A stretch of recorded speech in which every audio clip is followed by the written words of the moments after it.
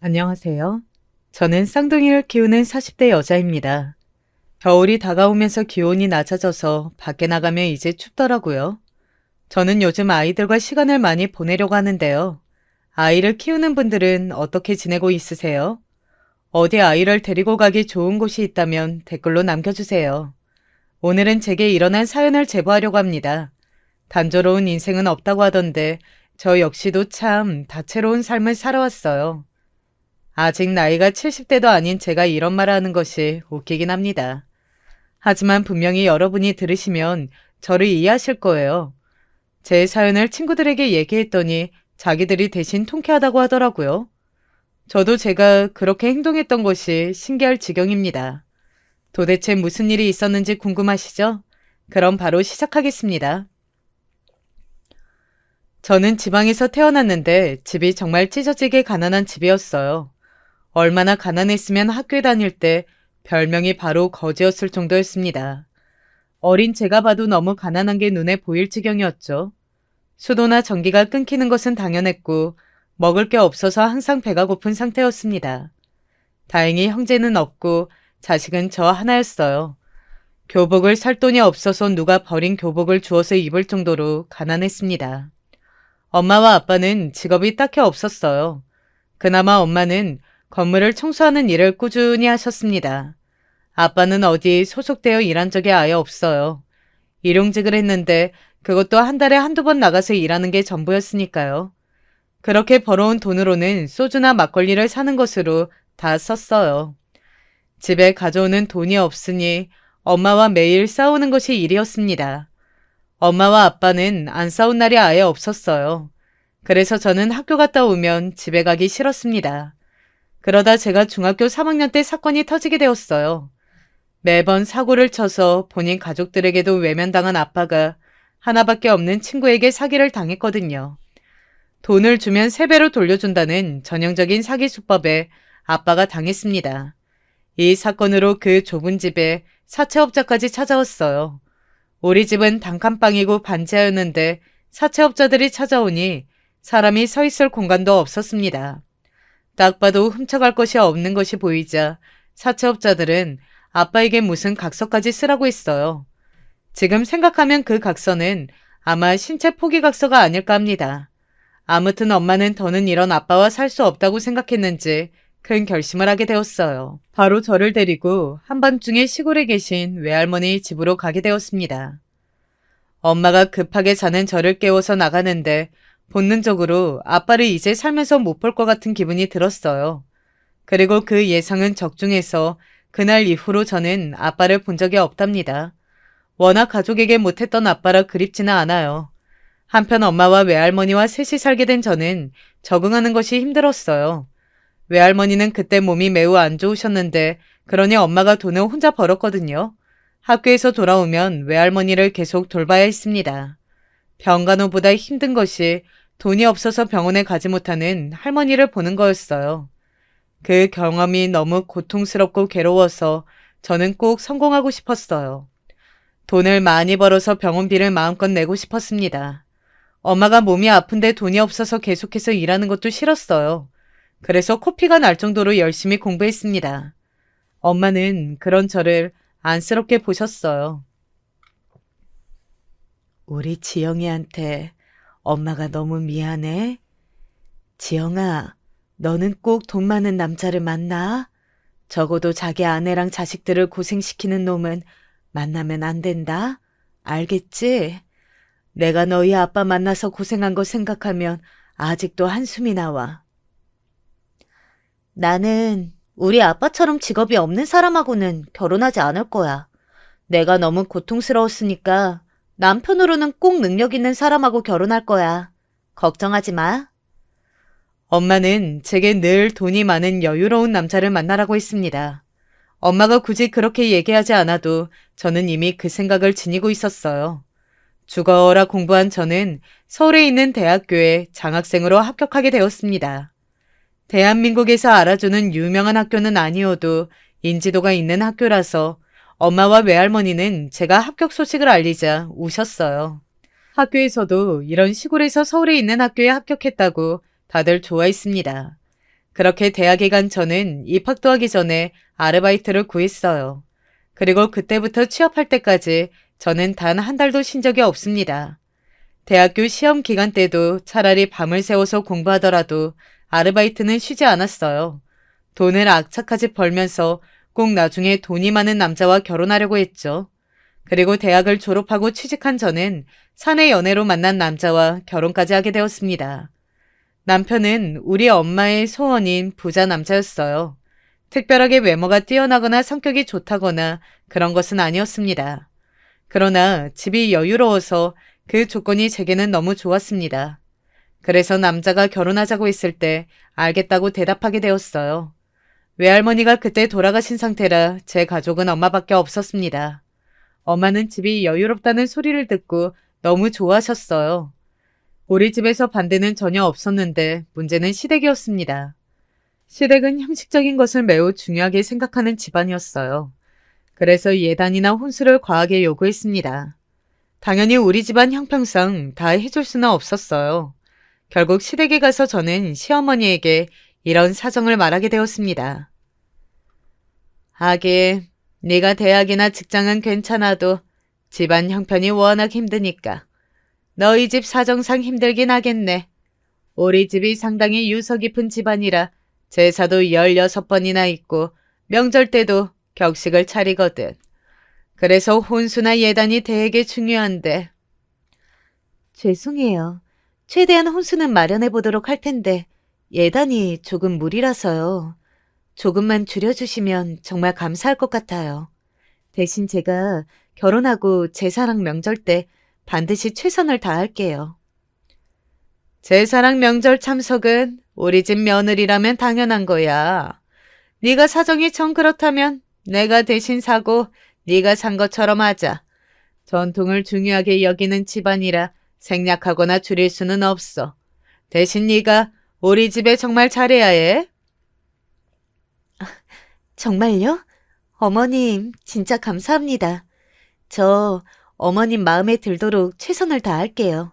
절대 집안 행사로 섭섭하게 하지 않을게요. 시어머니는 제게 본인이 대신 낼 테니 최선을 다하라고 하셨어요. 무슨 일이 일어날지 전혀 몰랐던 저는 그저 계속 제가 최선을 다하겠다고 말했습니다. 그때는 명절이나 제사 등 집안 행사가 힘들면 뭐 얼마나 힘들까 생각했거든요. 우리 집은 명절 때는 엄마가 오히려 휴일에 수당을 받으려고 일하셨습니다. 제사도 우리 집의 형평상 사치라고 생각했어요. 그래서 전혀 경험이 없던 저는 대수롭지 않게 생각했습니다. 만약에 제게 닥칠 일을 알았다면 저런 말을 하지 않았을 거예요. 시어머니는 우리 집이 형편이 어려워서 원래도 저를 좋아하진 않았습니다. 그런데 예단과 혼수 문제로 더욱 그 마음이 심해졌어요. 저는 이런 시어머니의 마음에 들기 위해 얼마나 노력했는지 모릅니다. 시댁이 유난이라는 것은 결혼식을 올리고 신혼여행을 갔다 온 뒤 양가에 인사하러 갔을 때부터 알게 되었어요. 왜냐하면 저는 전혀 몰랐는데 시댁은 행사 때 무조건 한복을 입어야 한다고 하셨습니다. 특히 저는 결혼하고 1년도 안 지났는데 그냥 일상복을 입고 왔다고 뭐라 하셨어요. 미리 알려주지 않아서 진짜 예상하지 못했던 말이라 놀랐지만 일단 알겠다고 대답했습니다. 그 후로는 시댁에 갈 때마다 한복을 입었어요. 결혼식을 올리고 얼마 지나지 않아 시아버지의 생신이 있었습니다. 결혼하고 첫 생신이라 저는 어떻게 할지 몰랐는데 시어머니가 먼저 제게 연락이 왔어요. 그날 회사에 휴가를 내고 아침부터 와서 요리하라고 하더라고요. 그러면서 본인 아들인 남편은 일하느라 바쁘니까 부르지 말라고 했습니다. 제가 남편하고 사내 연애로 결혼해서 서로 사정을 잘 알고 있었는데 남편보다 제가 더 바쁜 부서에서 일하고 있었어요. 그래서 조금 마음이 상하긴 했지만 결혼하고 첫 생신이니 힘을 써보려고 했습니다. 그날 아침 10시에 시댁에 도착했더니 시어머니가 조금 화가 난 눈치였어요. 집에 있던 시누이에게 물었더니 뭐라고 했는지 아세요? 우리 엄마요? 언니가 늦게 와서 그렇죠. 솔직히 언니 결혼하고 처음 생신인데 먼저 연락해서 어떻게 할지 물어보지도 않았잖아요. 우리가 언니한테 편의를 많이 봐주니까 우리 집이 쉬워요? 언니 그런 사람인 줄 몰랐는데 실망이에요? 네? 아, 시댁이 어떻게 쉬워요. 전혀 쉽지 않고 오히려 너무 어려워요. 제가 먼저 연락했어야 했었는데 그건 너무 죄송해요. 다음에는 꼭 먼저 물어볼게요. 그리고 저는 아침에 오라 하셔서 너무 이르게 가면 민폐일까 봐. 아, 됐어요. 변명은 왜 이렇게 많아요? 됐으니까 가서 일이나 해요. 미역국은 소고기 넣어서 하고 갈비찜이랑 잡채는 언니가 담당해요. 저녁 7시에 다들 모이기로 했으니까 빨리 하세요. 늦으면 그땐 우리 엄마 진짜 화낼걸요? 신우이는 제게 미역국과 갈비찜 그리고 잡채를 하라고 했어요. 그런데 저는 사실 결혼하기 전까지 요리를 직접 해본 적이 전혀 없었습니다. 집이 가난해서 저런 음식을 집에서 먹어본 적도 손에 꼽아요. 친정엄마가 요리에 재능이 있는 편이긴 했는데 애초에 집에서는 김치와 김하고 밥만 먹는 날이 대부분이었거든요. 그것도 없으면 그냥 굶었었죠. 그러니 갑자기 저런 어려운 요리를 하라고 하니까 당황하게 되었습니다. 부엌에 갔더니 재료는 있는데 아예 손질도 하지 않아서 처음부터 제가 다 손질해야 했어요. 시어머니와 시누이에게 방법이라도 물어보려고 했는데 둘은 제가 오자 거실에서 과일을 먹으며 쉬더라고요. 급했던 저는 친정엄마에게 전화해서 방법을 물어봤습니다. 엄마의 도움으로 요리하는데 처음이라 정신이 사나웠어요. 엄마가 친절하게 말해줘도 들어도 도대체 무슨 말인지 모르겠고 조리도구도 손에 있지 않았습니다. 그러다 보니 냄비가 바닥에 떨어져서 소리가 크게 났어요.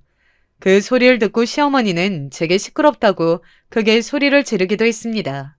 최대한 조용히 요리하는데 처음이라 불 조절이 쉽지 않더라고요. 결국 고기를 다 태우고 그걸 수습하다 손에 가벼운 화상까지 입게 되었어요. 화상을 입은 손은 신경도 쓰이지 않았습니다. 왜냐하면 갈비와 냄비가 문제라 시어머니가 거실에서 시누이가 달려왔거든요. 시어머니는 집안 살림을 다 망친다고 제게 대놓고 뭐라 하셨습니다. 시누이도 옆에서 시어머니를 말리는 척 제 흉을 보더라고요. 시어머니는 제게 할 수 있는 게 아무것도 없냐고 핀잔을 주었습니다. 그 순간 갑자기 눈물이 나오기 시작했어요. 시어머니는 본인을 나쁜 사람으로 만든다고 화를 내셨고 저보고 부엌에서 나가라고 하더라고요. 저는 갈비찜, 미역국, 잡채 셋 중에 하나도 완성하지 못하고 그대로 부엌에서 내쫓기게 되었습니다. 부엌에서는 시어머니가 제욕을 하며 요리하기 시작했고 시누이는 거실에서 그걸 다 받아쳤어요. 속상한 저는 갈 곳이 없어 남편이 결혼 전에 살던 방으로 들어갔습니다. 속상한 마음에 남편에게 전화해서 상황을 설명했더니 남편은 별로 심각하게 생각하지 않더라고요. 그 모습에 서운함을 느꼈던 저는 남편의 방에서 얼마나 울었는지 몰라요. 저녁 7시가 되고 친척들이 다 모이기 시작했어요. 최대한 그래도 웃모습을 들키지 않으려고 밝게 웃으면서 행동했습니다. 그런데 밥을 먹는데 시아버지가 제가 한 음식이 뭐냐고 물어보셨어요. 아, 저는 죄송해요. 제가 요리가 익숙하지 않아서 오늘은 부족한 솜씨라 한 음식이 없어요. 다음부터는 집에서 연습해서 꼭 아버님 어머님께 맛있는 음식을 대접할게요. 집에서 이런 음식을 먹어봤어야 알지. 이래서 경험이 중요한 거야. 세아가, 너는 오늘부터 집에 가서 요리 하나씩 연습해라. 그리고 주말마다 우리 집에 와서 내 앞에서 요리하고 검사를 받도록 해. 그래야 음식도 빨리 늘어. 어머, 그거 좋다. 언니, 우리 엄마처럼 이렇게 직접적으로 도움을 주는 시어머니는 대한민국에 없어요. 언니는 시어머니 진짜 잘 만났네요. 나중에 내 시어머니도 우리 엄마 같으면 얼마나 좋을까. 시어머니는 급기야 제게 주말마다 와서 요리하라고 하셨습니다. 신혼집에서 시댁까지는 차로만 1시간이 걸리는 거리예요. 평일에는 회사에서 열심히 일하고 주말에는 쉬고 싶은 마음이 당연하잖아요. 그런데 시어머니는 제가 직장인인 것을 까먹으신 건지 저렇게 말씀하셨습니다. 사실 저는 처음에 듣고 그냥 하는 말인 줄 알았어요. 그만큼 말이 안 되는 내용이었으니까요. 그런데 바로 그 주말부터 진짜 저는 한복을 곱게 입고 시댁에 가서 요리해야 했습니다. 남편에게 말해도 남편은 제 편을 들어주지 않더라고요. 또 피곤한 티를 너무 많이 내서 저는 택시를 타고 시댁에 가야 했습니다. 한복을 입고 가야 했기 때문에 차마 지하철과 버스를 타지는 못했어요. 한복을 입고 길거리를 다니면 사람들의 시선도 신경이 쓰였고 택시를 타도 기사님이 자꾸 물어봐서 난감하기도 했습니다. 피곤해하는 남편을 데리고 시댁에 갈 수도 있었는데 시어머니가 그걸 싫어하셨어요. 시어머니는 요리는 여자가 해야 하는 거니까 저 혼자 오라고 하셨거든요. 당신 아들은 평일에 일하느라 바쁘니까 주말에는 쉬어야 한다고 하셨습니다. 그 말을 듣고 저는 분명 사내 연애로 만났는데 시어머니가 모르는 건가 생각이 들기도 했죠. 주말마다 시댁에 가서 시어머니 앞에서 요리하는 것은 제게 정말 고문이었습니다. 시어머니는 칭찬을 굉장히 인색한 사람이었거든요. 한 번도 맛있다거나 잘한다거나 칭찬하지 않았습니다. 매번 요리를 못한다고 구박하기 바쁘셨어요. 그러면서 이런 요리를 집에서 먹다니 당신 아들이 불쌍하다고 하셨습니다. 너무 서러웠지만 시어머니는 제가 속상해하면 제게 예단 얘기를 꺼내셨어요. 본인이 예단까지 대신 사서 줬는데 이 정도는 아무것도 아니라고 하셨죠. 저는 거기에 대항할 말을 찾지 못했습니다. 그래서 한복 입고 주말에 가서 요리하는 것을 멈출 수가 없었어요. 이렇게 평일에는 일하고 주말에도 쉴 수가 없으니 몸이 점점 안 좋아졌어요. 중간에 명절과 제사가 있으면 그 주는 아예 녹초가 되어 손가락 하나를 들 힘도 없었습니다. 그러다 시누이 생일에 사건이 하나 터지게 되었어요. 시누이 생일은 결혼하고 반년 정도 이후에 있었습니다. 이미 그 사이에 추석도 지냈고 제사도 몇 번이나 보낸 저는 지칠 대로 지친 상태였어요. 회사에서 일에 집중하지도 못하고 몸이 아파서 병원에 자주 가고 있었습니다. 그러다 시누이의 생일 전날 저녁에 저는 심한 복통을 앓게 되었어요. 다음 날에 시댁에 가서 아침부터 또 가야 한다는 생각에 저녁으로 먹은 음식이 체한 거였습니다. 갈 때마다 구박받으니 정신적으로 스트레스가 굉장히 심했거든요. 하필 직장에서 업무도 바쁜 시기라서 버틴 것이 신기한 상태였습니다. 남편과 같이 응급실에 가서 수액을 맞는데 몸이 너무 힘들더라고요. 이대로 또 다음 날에 시댁에 가면 그때는 입원해야 할 것 같은 기분이 들었습니다. 시댁을 갈 생각을 하면 눈앞이 캄캄했거든요. 도저히 갈 상태가 아니었습니다. 남편에게 저는 결국 울면서 이번 시누이 생일은 가지 못할 것 같다고 말했습니다. 그러자 남편이 시어머니에게 전화해서 우리는 이번에 불참한다고 했어요. 의외로 시어머니는 남편에게 알았다고 바로 말하더라고요. 다행이라고 생각하면서 저는 주말에 또 한복을 입고 시댁으로 향했습니다. 속으로 조금 걱정하긴 했어도 남편에게 괜찮다고 말한 것을 보고 마음을 놓은 상태였어요. 그런데 제가 시댁에 도착하자 시어머니는 문을 열어주지 않았습니다. 도리도 모르는 며느리를 우리 집에 들일 수는 없다. 어떻게 며느리가 시댁 식구 생일에 빠져? 일부러 그 전날에 꾀병으로 배탈 난 거 모를 줄 알아? 여우처럼 우리 아들 꾀면 내가 그대로 속을 줄 알았지? 어림도 없다. 네? 어머니, 지금 그게 무슨 말씀이세요? 꾀병이라뇨. 진짜 응급실에 가서 수액까지 맞았어요. 영수증도 있단 말이에요. 저도 아가씨 생일에 미역국을 직접 끓여드리고 싶었어요. 하지만 진짜 의도적으로 그런 것은 전혀 아니에요. 됐다. 나는 너 같은 며느리를 드릴 생각이 전혀 없다. 내가 예단까지 대신해줬는데 네가 어떻게 이러니? 그 돈 당장 내놔. 그냥 인연을 끊고 각자 살자. 이런 며느리가 내 며느리라고 조상님들께 죄송해서 어떻게 사니? 시어머니는 문도 열어주지 않고 예단으로 내준 돈을 돌려달라고 하셨어요. 저는 계속해서 죄송하다고 빌었는데 들은 척도 하지 않더라고요. 결국 1시간 정도 흐르자 문을 열어주셨는데 시누이가 옆에서 시어머니를 말리는 척하면서 제 욕을 했습니다. 시댁 식구들이 어려운 줄을 모르는 것 같다고 하는데 너무 억울했어요. 제가 정말 시댁이 쉬웠으면 이렇게 주말마다 갈 리가 없었잖아요. 그날 시어머니와 시누이 앞에서 울면서 죄송하다고 하고 집으로 오는데 너무 속상했습니다. 저는 이런 상황이 있어도 우리 친정엄마에게는 절대 말하지 않았어요. 엄마는 제가 부자 남자를 만나서 행복하게 사는 줄 알고 있었거든요. 실제로 시댁과 남편은 돈으로 아쉬움을 남기지는 않았습니다. 남편과 제가 버는 돈으로는 절대 살 수 없는 고급 아파트를 사주었거든요. 또 명절에는 시아버지가 용돈도 두둑하게 주셨습니다. 그래서 엄마는 제가 행복한 부잣집 며느리로 사는 줄 알았어요. 우리 엄마가 실망하거나 속상한 모습을 보기 싫었던 저는 괜찮은 척을 할 수밖에 없었습니다.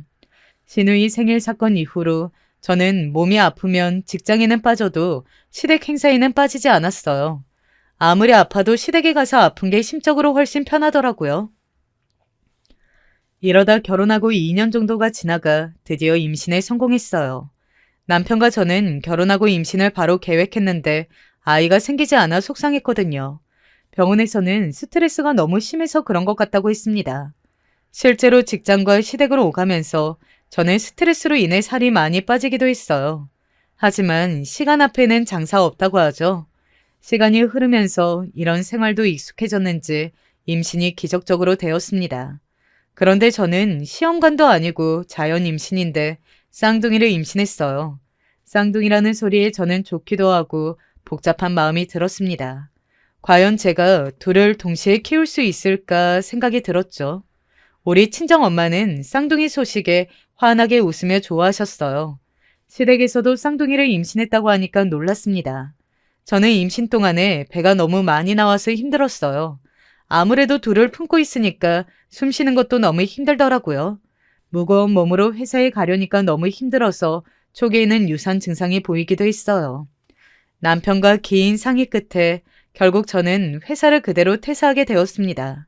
처음에는 휴직으로 버티려고 했는데 아이를 낳아서 잘 키우고 싶었던 저는 어렵게 퇴사를 결정하게 되었어요.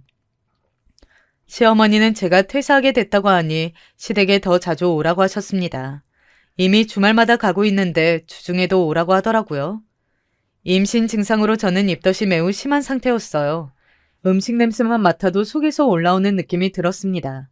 그래서 집에서는 부엌 근처에도 갈 수가 없었어요. 그런데 시어머니는 주말마다 제게 시댁에 와서 요리하는 것을 멈출 수는 없다고 하셨습니다. 제가 너무 힘들어서 울면서 부탁하자 2주에 한 번으로 줄여주더라고요. 이것도 생색을 얼마나 내던지 모릅니다. 한복도 겨우 부탁해서 안 입고 시댁에 가서 울렁거리는 속을 부여잡고 요리하는데 너무 힘들었어요. 이러다 사건이 또 터지게 되었습니다. 그날도 시댁에 가서 요리하는데 너무 어지럼증이 심하더라고요. 아이들 태동도 심하고 정신이 혼미해서 그만 칼에 손가락을 베이게 되었습니다. 피가 철철 나자 저는 그걸 보고 호흡이 가빠졌어요. 원래 피를 조금만 흘려도 무서워하는 저라서 제 손가락을 보고 덜덜 떨기 시작했습니다. 부엌에서 소리를 지르면서 난리를 치자 시어머니가 달려왔어요. 그때 저는 시어머니의 태도가 너무 서운해서 아직도 꿈에 나올 정도랍니다. 아예, 깜짝이야. 나는 애라도 떨어진 줄 알았잖니. 이게 뭐라고 그렇게 소리를 지르면서 바들바들 떨어? 아유, 유난도 이런 유난이 없어. 나는 예전에 너보다 심하게 다쳤는데 그냥 요리했어. 아유. 어머니, 저 너무 아파요. 병원에 지금 당장 갈래요. 어지러워서 몸이 이상해요. 아이들 어떻게 되는 거 아니겠죠? 어머? 너는 무슨 말을 그렇게 하니? 별것도 아닌 걸로 이렇게 난리를 쳐? 그래서 애들은 어떻게 키우려고 그래? 아휴, 내가 진짜 못 살아. 시어머니는 피가 흐르는 손가락을 잡고 우는 저를 냉담하게 바라보셨어요. 결국 저는 혼자 울면서 응급실에 가게 되었습니다. 병원에 가서 치료를 받는데 너무 속상해서 눈물이 멈추지 않았어요. 그런 제게 시어머니는 심지어 일부러 그런 거라고 흉을 보더라고요. 만약 제가 임신하지 않았으면 이혼했을 거예요. 이 사건이 있고 저는 너무 기분이 상해서 출산할 때까지 시댁에 가지 않았습니다. 시어머니는 시댁을 무시하는 행동이라고 화를 내셨어요. 하지만 저는 너무 기분이 상한 상태라 우리 아이들을 위해서라도 가기 싫었습니다. 이때 남편이 중간에서 저랑 시어머니를 둘 다 달래느라 고생하긴 했어요. 문제는 이것을 굉장히 생색을 냈다는 거예요. 저는 혼자 집에서 태교하면서 남편의 말을 들어주느라 고생했습니다. 마지막 몇 달은 시댁에 가지 않고 태교에만 집중했어요. 너무 몸과 마음이 힘들어서 오로지 아기들만 생각했습니다. 다행히 출산 전까지 아이들과 제게 위험한 일은 없었어요. 마침내 쌍둥이를 낳았는데 병원에서 다 회복하지 못한 제게 시어머니가 시누이와 함께 찾아왔습니다. 저는 출산하고 몸이 피곤하고 힘든 상태였어요. 그래서 시어머니를 보고 몸을 일으키지 못했습니다. 손가락 하나를 들 힘도 없었거든요. 그러자 시댁 식구들을 보고도 인사를 제대로 안 했다고 그 병실에서 시어머니는 제게 핀잔을 주었습니다. 시누이도 옆에서 말리면서 얄밉게 출산이 저렇게 힘든데 어떡하냐고 하더라고요. 정말 서운하고 섭섭한 마음이 들었습니다. 조리원에서 퇴소하고 집으로 오자 혼자 쌍둥이를 돌보는 것이 막막했어요. 다행히 남편이 산후 도우미를 불러주었는데 그래도 혼자 보는 시간이 많아 힘들었습니다. 우리 친정엄마는 본인 집에서 청소일을 계속해서 하느라 시간을 내어 오는 것이 불가능했어요. 남편은 퇴근하고 아이들을 잠깐 보고 바로 씻고 잠들기 바빴습니다. 제가 아무리 아이들을 돌보라고 해도 일하느라 힘들어서 그렇게 못하겠다고 하더라고요. 이때 남편하고 참 많이 싸웠습니다. 아기를 낳은 엄마들이면 다들 이런 경우가 있다고 하던데 맞나요? 이때 너무 서러워서 한 명도 아니고 쌍둥이라 힘든데 안 도와주면 어떡하냐고 엉엉 울었어요. 그러자 남편이 어떤 행동을 했는지 아세요? 본인 엄마, 즉 시어머니를 우리 집으로 불렀어요. 시어머니는 남편이 오라고 했다고 거의 매일 우리 집에 오기 시작했습니다.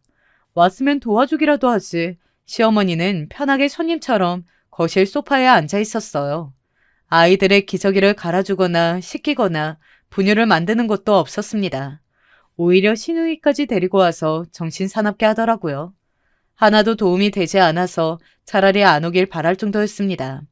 시어머니는 아이들을 안고 있다가도 울면 바로 저를 찾았어요. 살림을 제대로 깨끗하게 할 수 없는 상태였는데 제게 집안일이 더럽다고 하셨죠.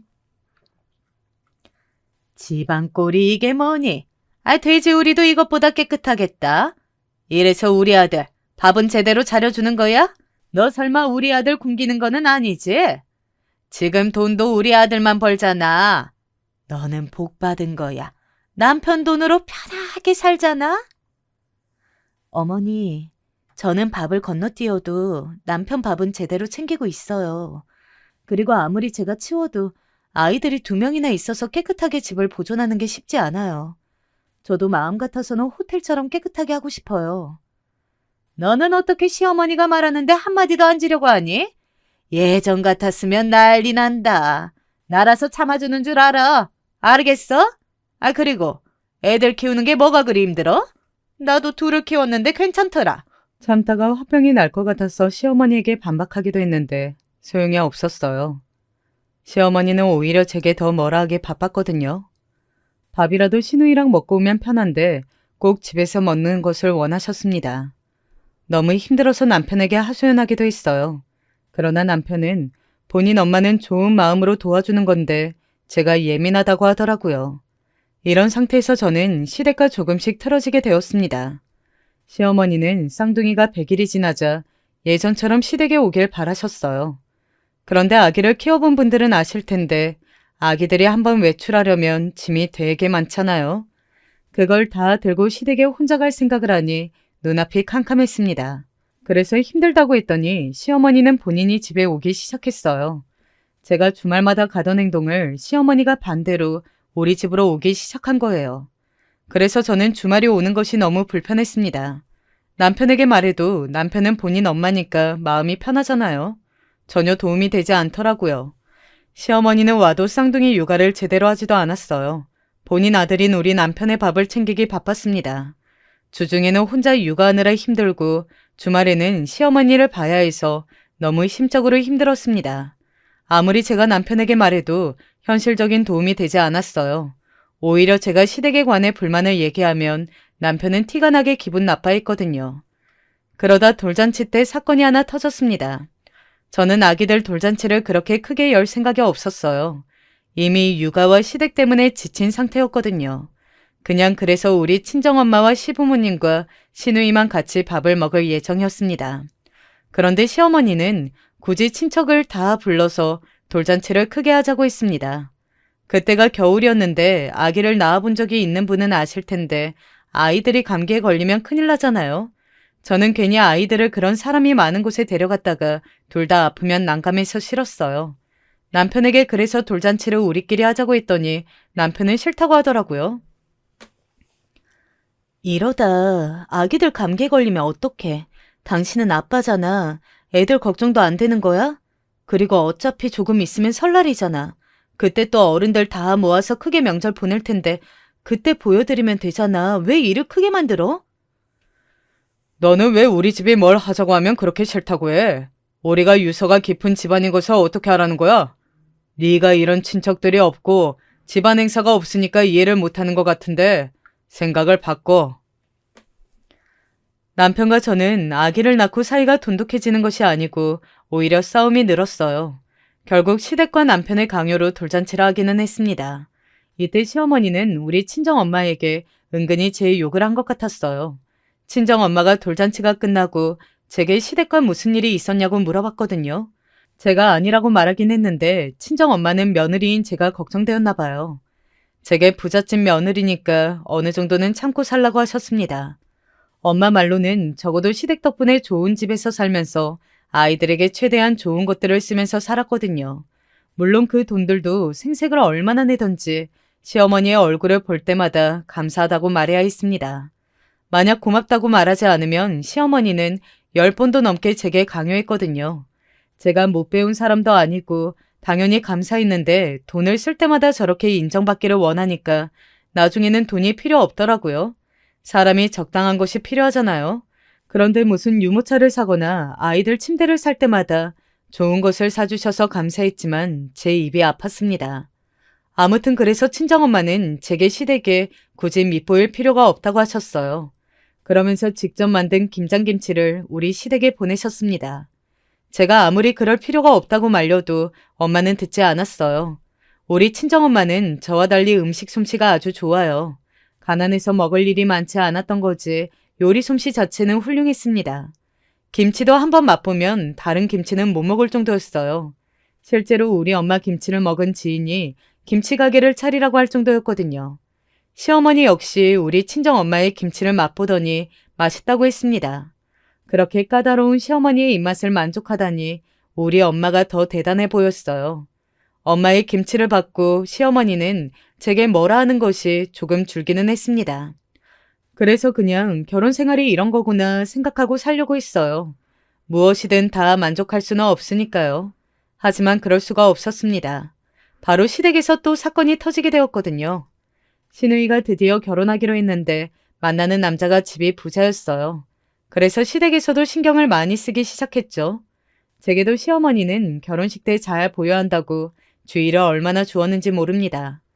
그런데 그러면서 자꾸 제 신경을 건드렸어요.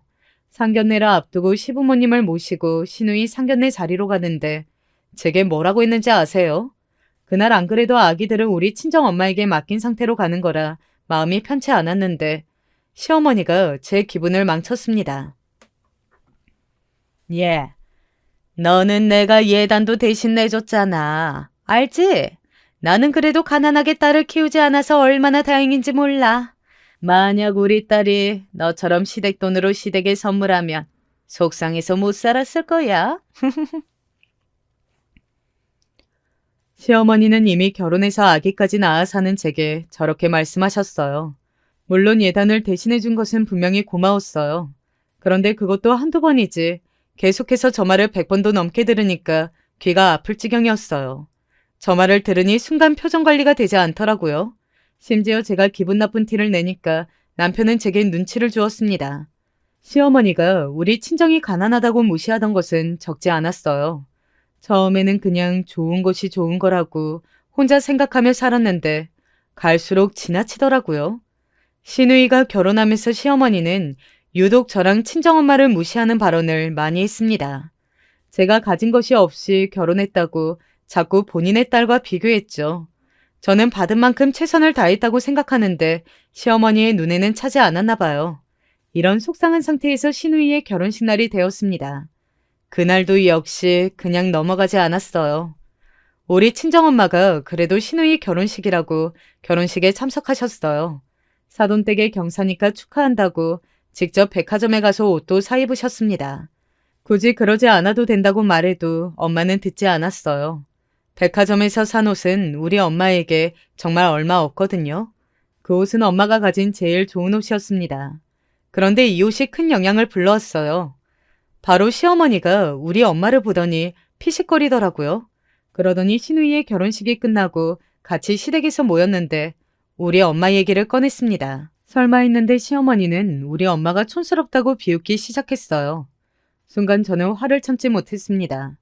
자기 엄마를 욕하는데 가만히 있을 자식은 없다고 생각해요.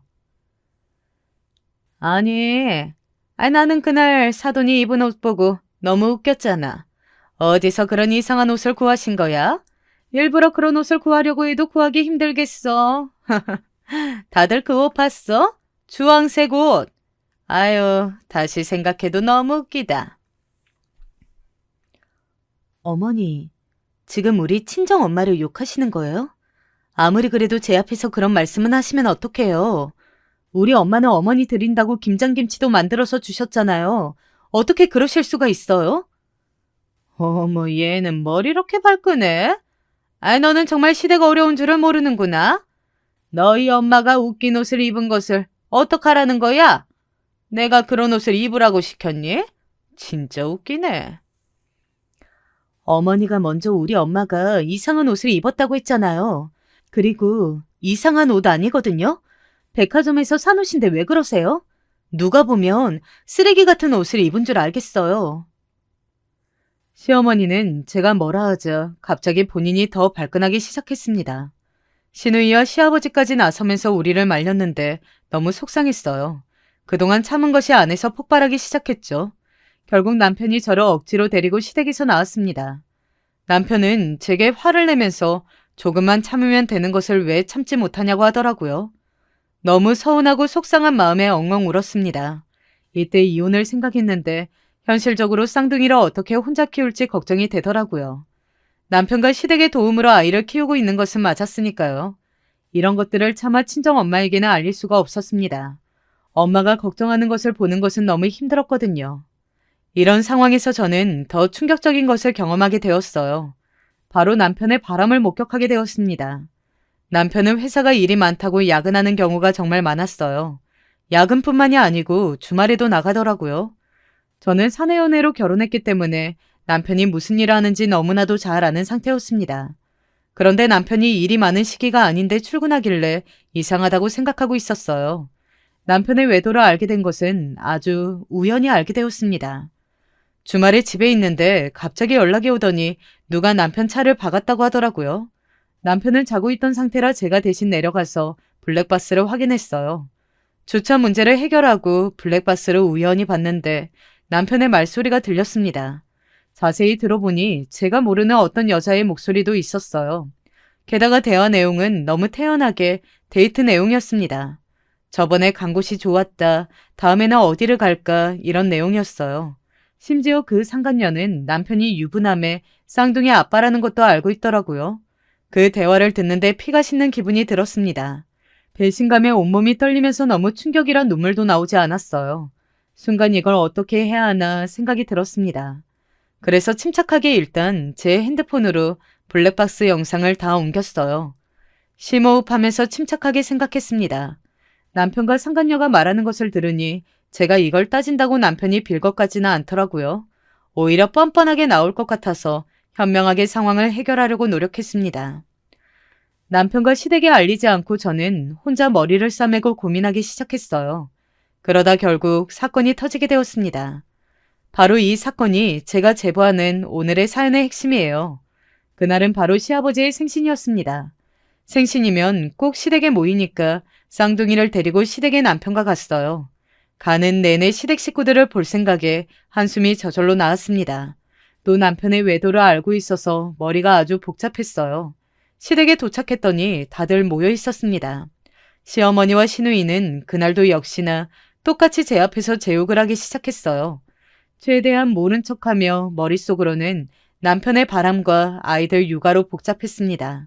그런데 밥을 다 먹고 과일을 먹으려고 준비하고 있을 때 사건이 터졌습니다. 시댁과 은근하게 틀어지면서 저는 더 시부모님 생신상을 차리지 않았거든요. 물론 시어머니는 이런 저를 마음에 들어 하지 않았습니다. 도리라 하지 않아서 제게 괘씸하다고 대놓고 말할 정도였거든요. 그래도 눈치가 보여 저도 후식으로 과일 정도는 준비했습니다. 그렇게 혼자 부엌에서 뒷정리 겸 과일을 준비하는데 시어머니가 부엌으로 들어왔어요.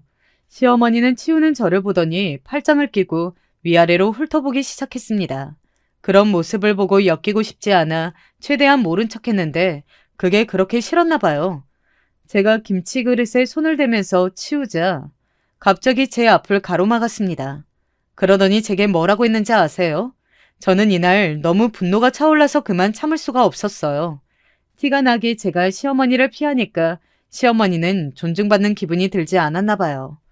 갑자기 제가 김치 그릇에 손을 올리자 제게 이렇게 말했습니다. 예, 나는 너희 엄마 김치가 그래도 괜찮더라. 너는 음식 솜씨가 전혀 없는데 너희 엄마는 음식을 좀 하더라고. 이번에도 김장하면 우리 집에 보내달라고 해. 알겠지? 내가 예단도 해주고 부족함 없이 지원해주잖아. 이 정도면 김치 받을만 하지? 어머니, 지금 무슨 말씀을 하시는 거예요? 그리고 자꾸 너희 엄마라고 하시는 것도 불편해요. 사돈이라는 호칭이 있잖아요. 친정 엄마가 그냥 좋은 마음으로 주신 건데 이렇게 말씀하시면 저 너무 불편해요. 저는 시어머니가 너희 엄마라고 말하면서 김치를 마침 아껴놓은 것처럼 얘기하는 것이 너무 싫었어요. 우리 엄마의 노동을 너무 얕보는 기분이 들었거든요. 그러면서 시어머니를 지나쳐서 나머지 뒷정리를 하려고 했습니다. 시어머니는 제가 저렇게 대놓고 말하자 기분이 상한 것이 눈에 보였어요. 갑자기 부엌을 나가길래 속으로 잘 됐다고 생각했습니다. 그런데 시어머니는 안방에 가더니 지갑을 들고 오더라고요. 그러더니 그 지갑을 열고 10만 원을 꺼냈습니다. 5만 원짜리 2장을 꺼내더니 제게 그 돈을 던졌어요. 먹고 떨어지라는 행동에 기가 찼습니다. 순간 저도 속으로 욱하는 것이 올라왔어요. 제가 얼굴이 새빨개진 채로 시어머니를 노려봤더니 시어머니가 말했습니다. 자, 이 거지년아. 너는 돈독이 잔뜩 올라서 보기가 싫어. 안 그래도 가난한 집이면 시대가 어려운 줄도 모르고 10만 원이면 됐지? 너희 집 형편에 이 정도면 과분한가? 너희 엄마한테 말해서 100포기 담아서 와. 저는 시어머니의 저 언행에 참을 수가 없었어요. 도대체 돈이 없는 게 뭐가 그리 죄라고 이런 모욕을 당하나 싶었습니다. 우리 엄마가 무슨 김치곤장을 하는 것도 아니잖아요. 100포기를 담으려면 우리 엄마가 얼마나 고생하는 건데 겨우 10만 원을 주면서 하는 말이 괘씸했습니다. 그래서 순간적으로 저도 눈이 돌았어요. 평소 같았으면 그냥 넘겼을 텐데 이미 꾹 참았던 것이 확 터져서 폭발했거든요. 신혼 때부터 참아왔던 시댁의 갑질을 더는 참을 수가 없었습니다. 또한 남편의 외도까지 심란했던 제 마음이 동요하기 시작했어요. 그래서 마침 옆에 있던 김치그릇에 손을 뻗었습니다. 그리고 그 김치그릇을 들어서 시어머니의 얼굴에 내리꽂았어요. 김치로 시어머니의 뺨을 때린 형태가 되었습니다. 순간 욱해서 한 행동인데 지금까지 후회는 전혀 없어요. 김치로 맞은 시어머니는 소리를 지르며 난리를 치기 시작했습니다. 시어머니의 비명을 듣고 거실에서 시댁 식구들이 부엌으로 들어왔어요. 시누이는 본인 엄마가 김치로 얼굴을 맞은 것을 보고 울더라고요. 남편도 화가 나서 제게 이게 뭐하는 짓이냐고 욕했습니다. 저는 거실로 가서 쌍둥이들을 각자 유모차에 태웠어요. 한시도 시댁에 있고 싶지 않았습니다. 제가 쌍둥이들을 데리고 시댁 대문을 나서려고 하자 시어머니가 제 앞을 가로막았어요. 그러더니 괴성을 지르면서 제 멱살을 잡고 흔들었습니다. 저는 어차피 이혼할 생각이고 다시는 시댁에 올 생각이 없었거든요. 그래서 제 멱살을 잡은 시어머니를 그대로 떼어냈어요. 시누이도 저한테 달려들고 난리가 났습니다. 아주 자기들끼리 돈독한 것을 보자 화가 더 나기 시작했어요. 그래서 곱게 나가려다가 시어머니에게 삿대질하며 소리를 질렀습니다. 그러지 않으면 제가 화병이 나서 쓰러질 것 같았거든요. 이제껏 참은 것도 대단하다고 생각했어요. 남편은 옆에서 저를 말렸는데 남편의 뺨도 때렸습니다. 제가 남편을 때리자 시어머니가 또 제게 달려들었어요. 물론 저는 시어머니보다 키도 크고 체격이 있어서 맞지 않았습니다. 지겨워서 그런 시어머니에게 소리를 지르며 말했습니다. 누가 보면 아주 재벌인 줄 알겠어. 아니, 재벌도 이렇게 천박하게 말 안 할 거야. 야, 내가 진짜 수준 떨어져서 이놈의 집구석에서 못 살겠다. 그놈의 돌이? 그게 뭐가 중요해? 아, 됐어.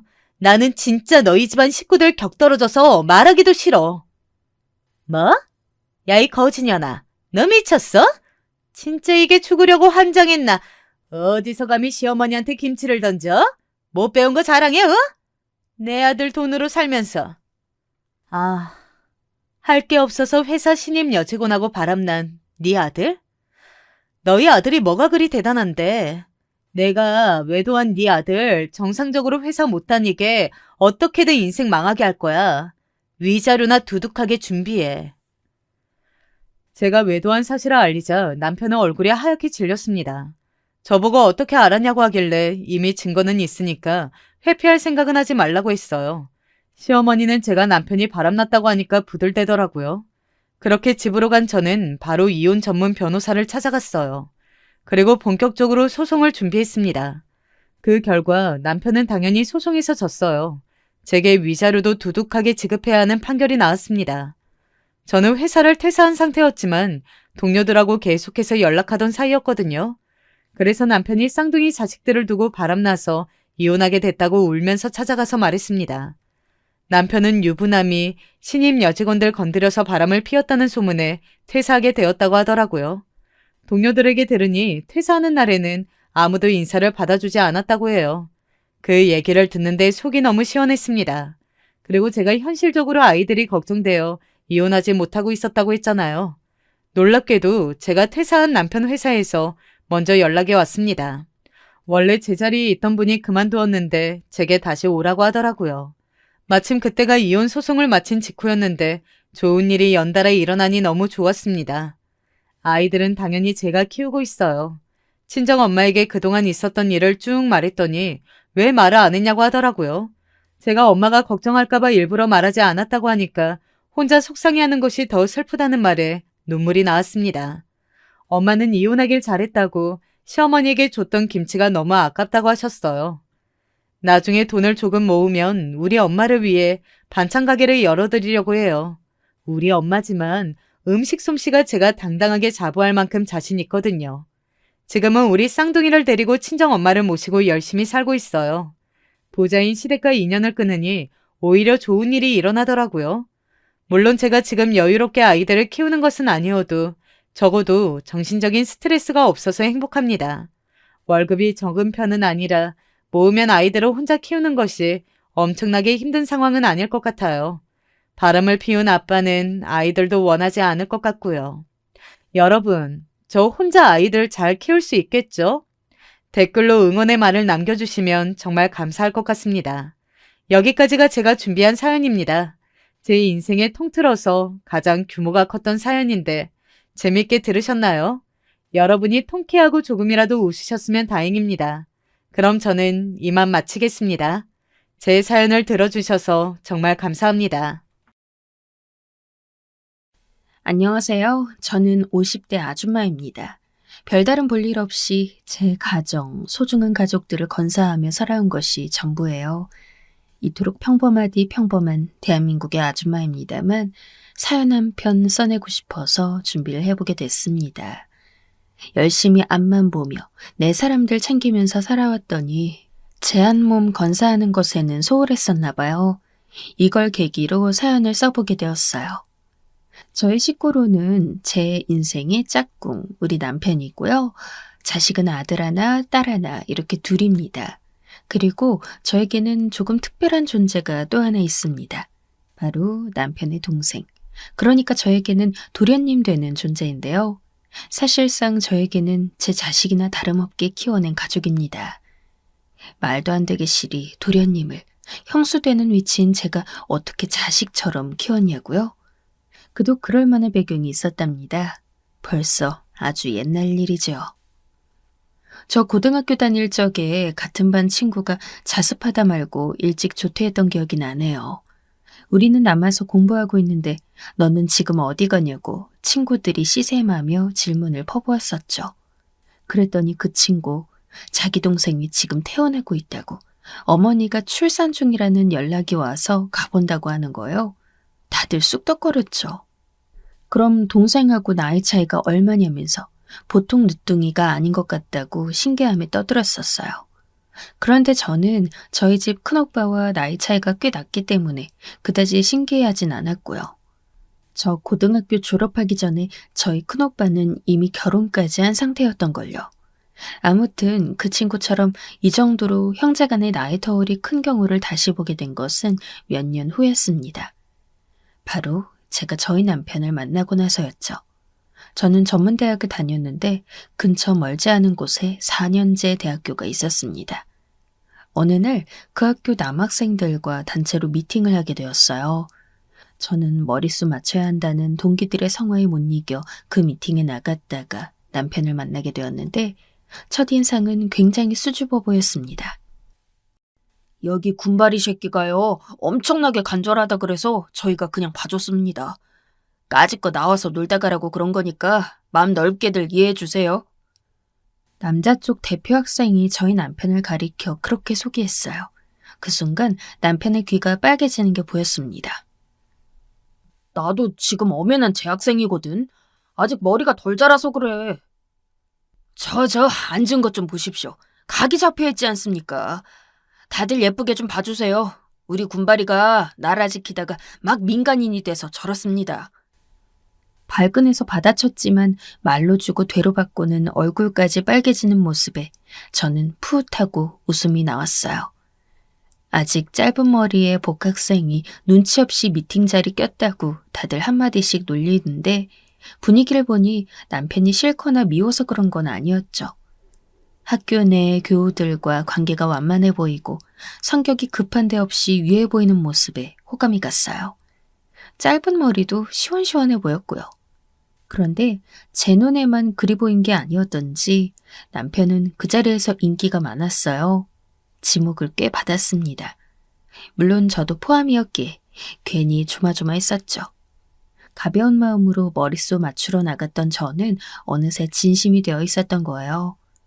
두근두근 떨리는 심정이 되었는데 남편이 그 순간 저를 지목했습니다. 정말 헉소리 날 만큼 기쁘고 신기했어요. 저희 교제하고 나서 남편이 알려준 사실입니다만 처음부터 제가 자기를 맹렬히 쏘아보는 것에 대체 저 여자애는 뭐지? 라는 생각이 들어서 궁금증을 품고 있었다네요. 그러니까 반은 호기심이 저를 선택했던 겁니다. 저는 단지 저희 남편이 마음에 들어 계속 시선을 보낸 것뿐이었는데 당하는 입장에서는 달리 받아들여졌었대요. 뭐로 가도 서울로만 가면 되는 법. 이런 오해가 불러온 인연은 끈질기게 이어졌답니다. 휴대폰 하나 없던 시절이었지만 그래도 연애하는 데는 문제없이 살아왔죠. 그때 그 시절의 낭만이 오히려 가득했었는걸요. 저희 사귈 때 레스토랑이 유행이었기 때문에 걸핏하면 스프 홀짝거리고 함박스테이크를 폼나게 한 접시 썰고 다녔었네요. 그리고 카페 투어를 다녔어요. 그때는 카페마다 성냥이 비치되어 있었는데 남편이랑 습관적으로 그거 하나씩 챙기는 재미도 있었죠. 전 지금까지도 그 원천이 헷갈리는 게 첫눈에 대한 로망들이 강했었나 봐요. 특히 남자들이요. 쉽사리 첫눈 오면 청혼하겠다. 첫눈 오면 너와 만나고 싶다. 뭐 이런 말들을 했었던 것 같아요. 그런데 이놈의 첫눈 꼭 항상 보면 애매하게 왔어요. 찔끔 휘날리는 걸 보면서 대관절 이게 첫눈이 아니야? 여자들은 헷갈리곤 했으니까요. 상대방도 첫눈으로 쳐줄지 안 쳐줄지 그런 황당한 고민들을 해야 했답니다.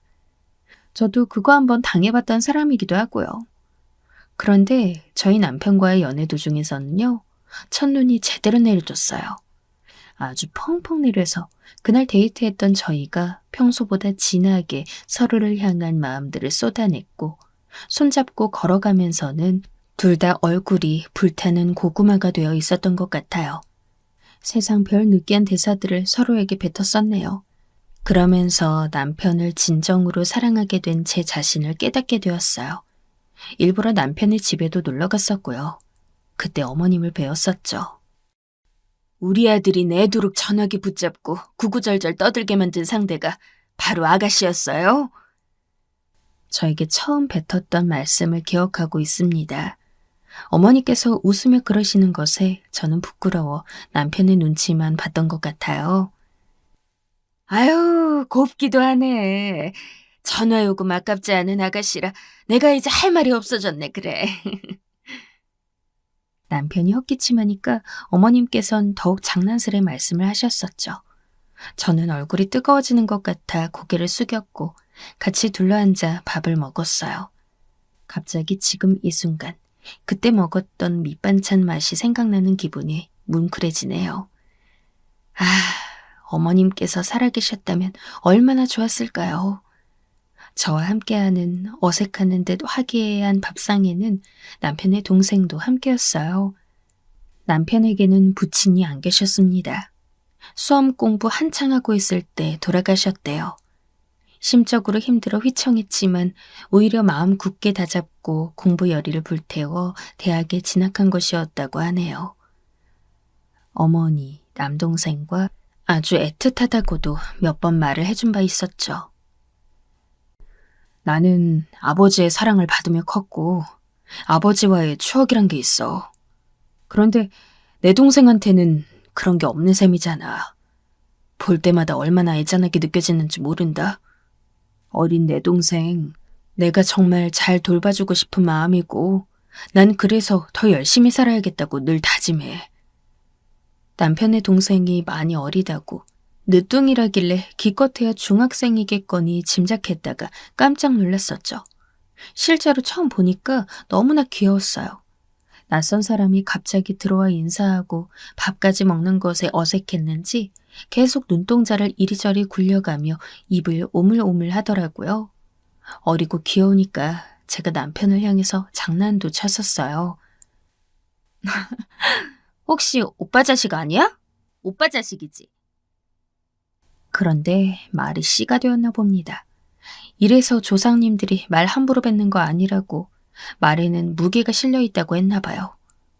오빠 자식 같다고 말장난을 엄청 쳤는데 물론 남편은 코웃음도 안 쳐줬지만요.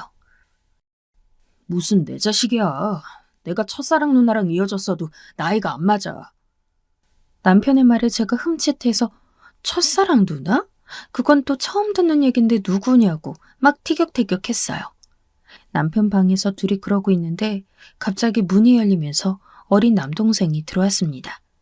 접시에 과일 깎은 걸 담아서 들고 왔더라고요. 어머님 심부름이었겠죠. 안녕하세요. 이거요. 과일 먹으세요. 눈 부릅뜨고 저한테 접시를 내미는데 그 모습이 정말 사랑스러웠습니다.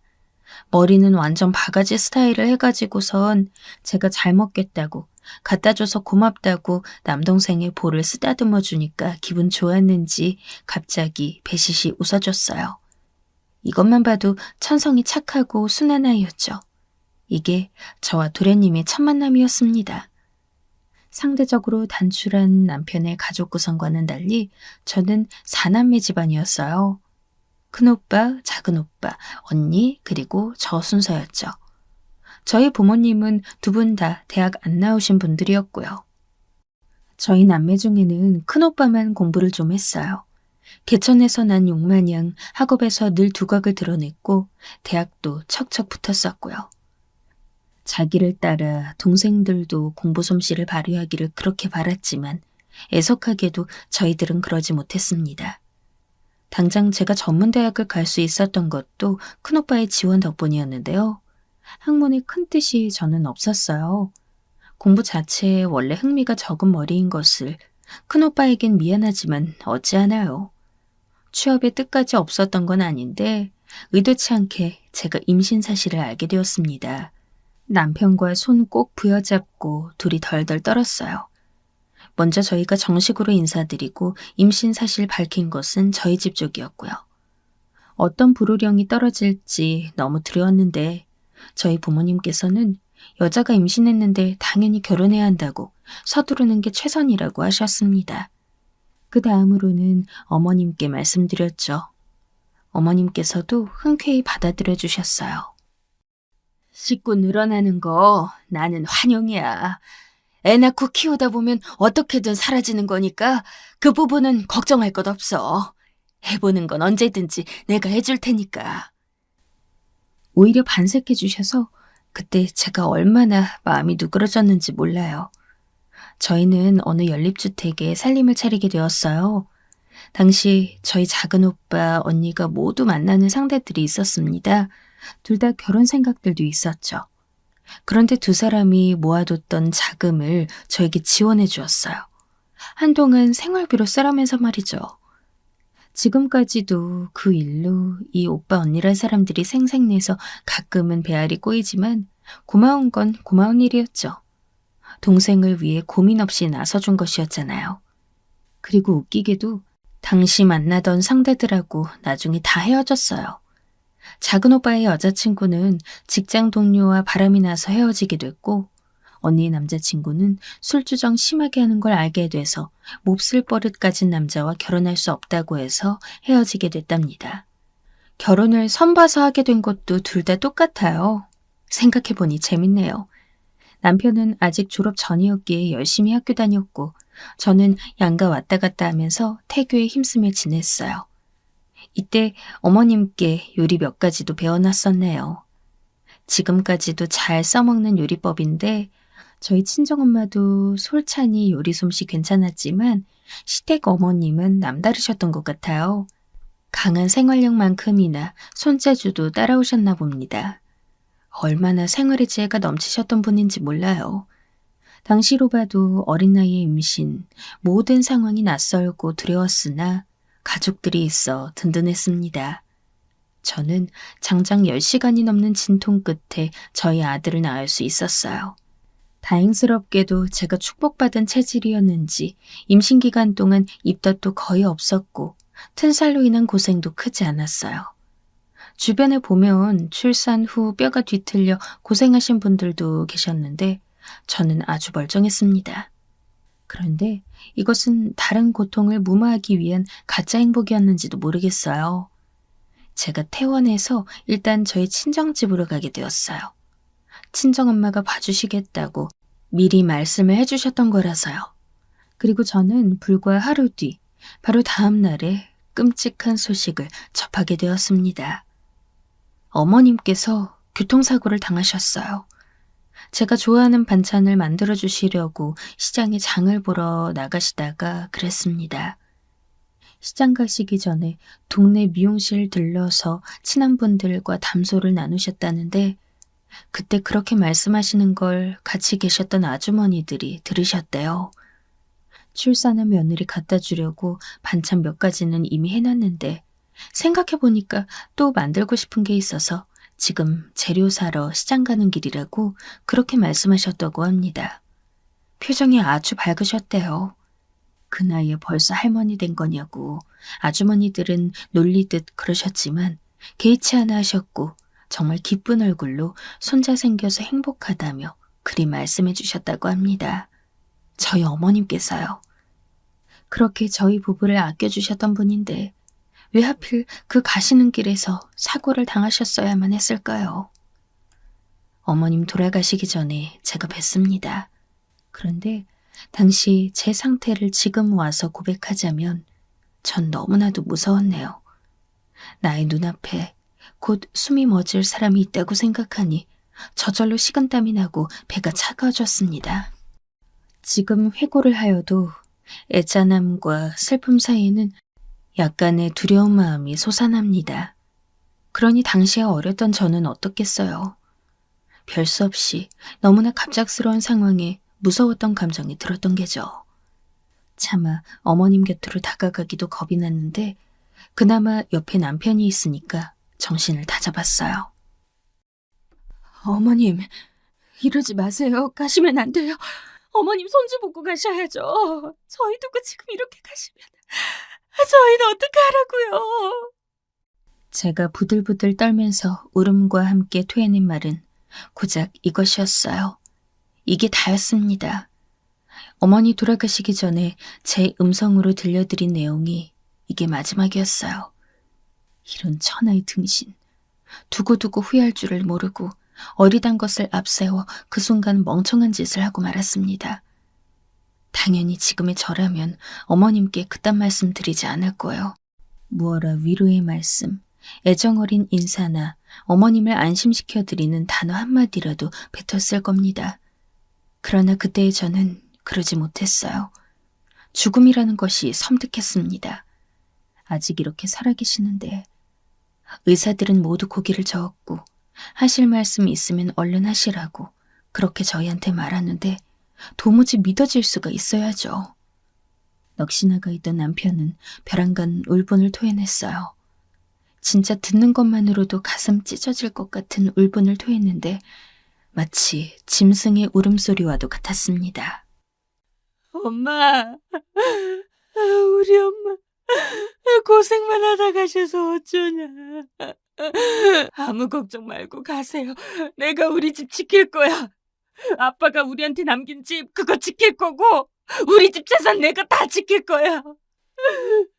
엄마, 내가 지금 엄마 도와줄 수도 없고 아무것도 해줄 수 없는 못난 자식이라 정말 죄송합니다.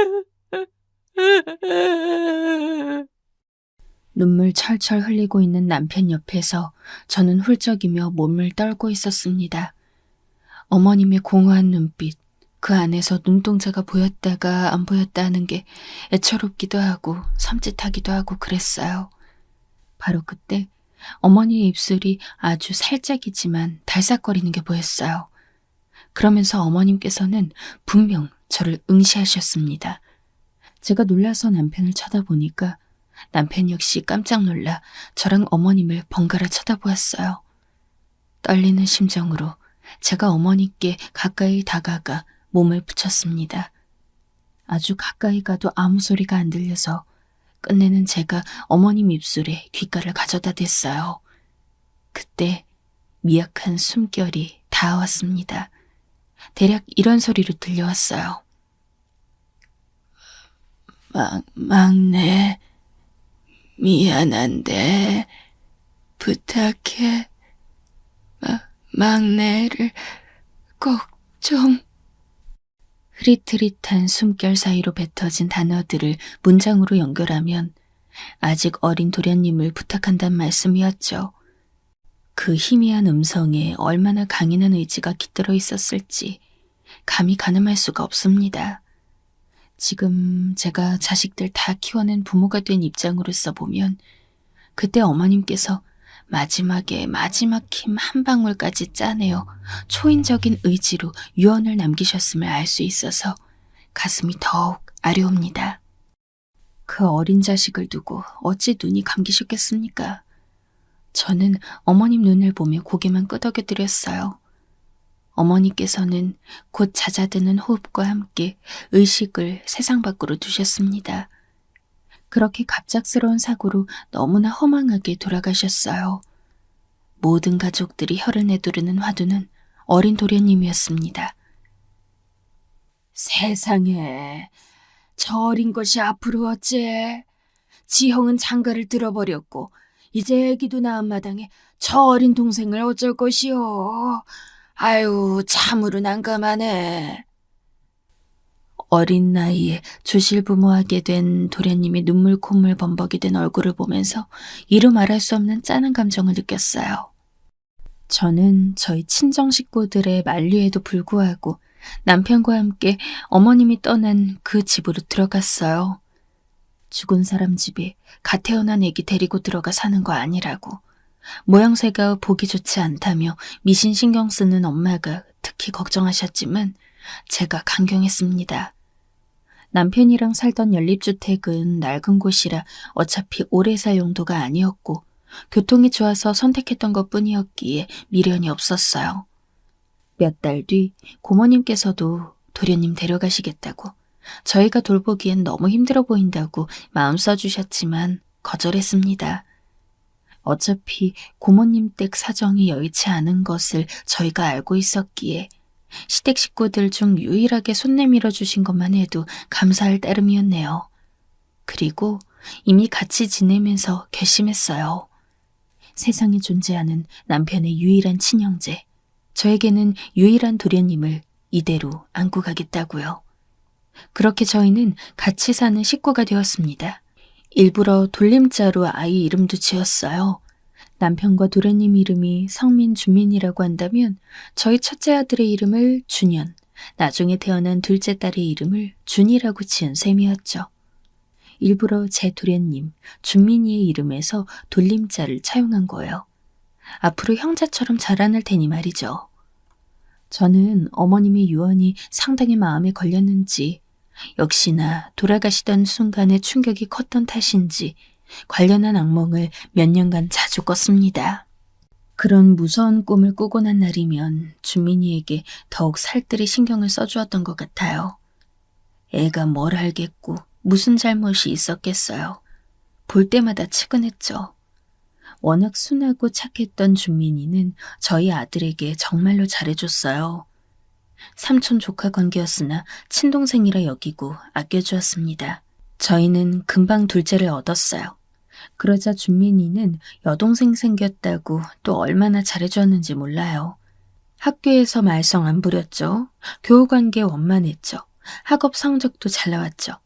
집안에서 자기 몫을 할 일도 척척 해냈죠. 정말 모범적인 아이였어요.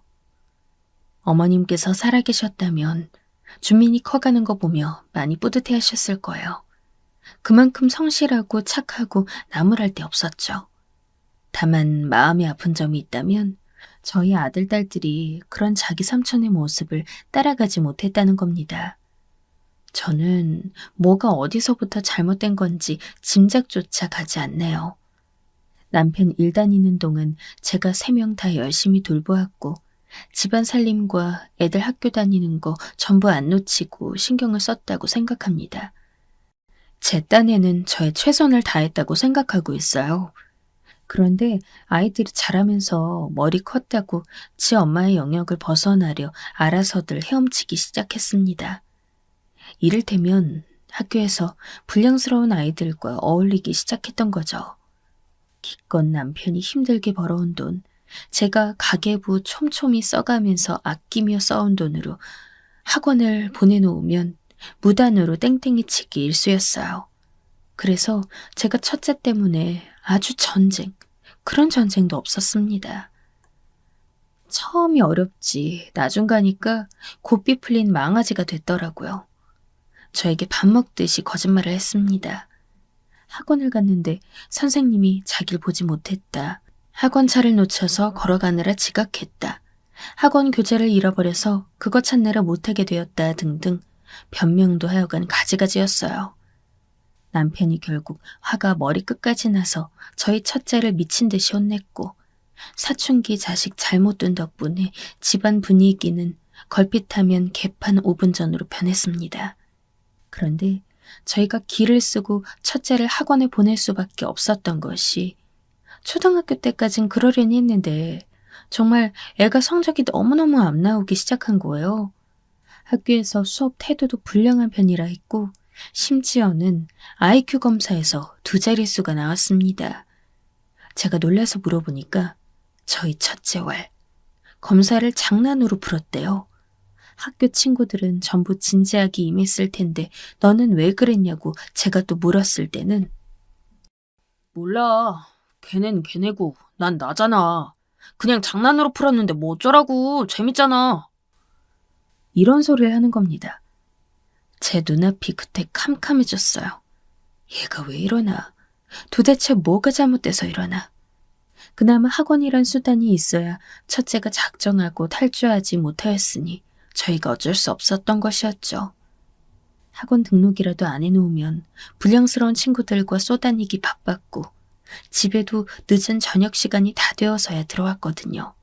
그리고 조금 지나니까 이제는 둘째까지 말썽이었습니다. 얘는 또 어쩌다가 이상한 애들과 어울리기 시작한 건지 모르겠어요. 남편이랑 한숨 쉬는 날들의 연속이었습니다. 교복만 입으면 애들이 사탄이 되는 저주라도 걸린 거 아니냐고 그랬어요. 저희 둘째, 어린 지지배가 어디서 못된 것만 배워서는 또래 친구들, 자기보다 2살 많은 오빠들하고 모여서 길바닥에 앉아 술 먹다 걸린 적도 있었어요. 집이 뒤집어졌었죠. 머리털을 다 깎아버릴까 하다가 그것만은 참고 둘째가 문제집과 바꿔먹어서 구한 화장품들을 죄 갖다 버렸어요. 그때 난리 쳐대서 그래도 충격요법이 통했나 싶었는데 우산이었죠. 도서관 가겠다고 해놓고 다른 학교 친구들과 만나 동전 노래방 간 것을 알게 되었을 때, 그리고 그게 상습적이었음을 알게 되었을 때 헛웃음이 나왔네요. 저희 집에는 준민이라는 예시가 있었기 때문에 더욱 비교가 됐어요. 온순한 성정에 머리까지 영특한 준민이가 없었다면 저희 부부의 가슴은 이미 찢어 발겨져서 넉마가 됐을 거예요. 솔직히 팔은 안으로 굽는 법이라잖아요.